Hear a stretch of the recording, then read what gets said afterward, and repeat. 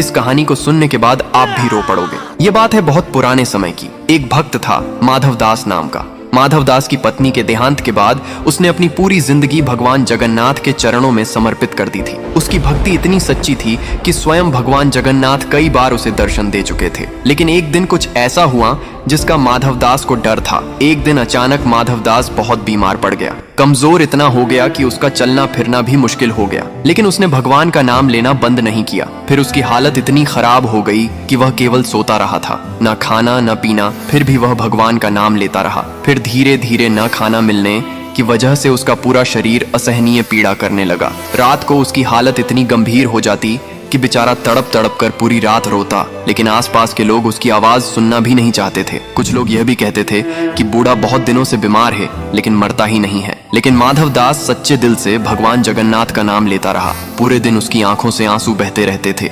धीरे धीरे करके उसकी आवाज भी चली गई। फिर भी वह अपने मन में अपने प्रभु का नाम जपता रहा। पूरा शरीर सूख गया। शरीर पर कीड़े मकोड़े काटने लगे। फिर भी अंत में माधव दास डगमगाया नहीं। उसकी यह भक्ति देखकर भगवान जगन्नाथ का मन भी कांप उठा और तभी स्वयं भगवान जगन्नाथ अपने भक्त के कष्ट को देखकर उस रात धरती पर उतर आए और उसके सिरहाने बैठकर बेचारे माधव दास की सेवा करने लगे। दिन हो या रात प्रभु उसका ख्याल रखने लगे। कुछ दिन बाद जब माधव दास को होश आया, उसने देखा कि खुद भगवान जगन्नाथ सेवा कर रहे हैं। उसकी आंखों में आंसू आ गए। प्रभु, आप तो सर्वशक्तिमान हो, आप चाहो तो मुझे एक पल में भी ठीक कर सकते थे, फिर आपने मेरी सेवा क्यों की? भगवान मुस्कुराए और बोले, माधव दास, अगर मैंने तुम्हें अभी ही ठीक कर दिया होता तो तुम्हें यह दुख अगले जन्म में झेलना पड़ता और यह मैं होने नहीं देता। मैं नहीं चाहता कि तुम्हें फिर से यह दर्द मिले, इसलिए तुम्हारी बची हुई 15 दिन की पीड़ा मैंने अपने शरीर पर ले ली। और तभी से हर साल भगवान जगन्नाथ 15 दिनों के लिए बीमार हो जाते हैं, क्योंकि वह आज भी अपने भक्तों का दर्द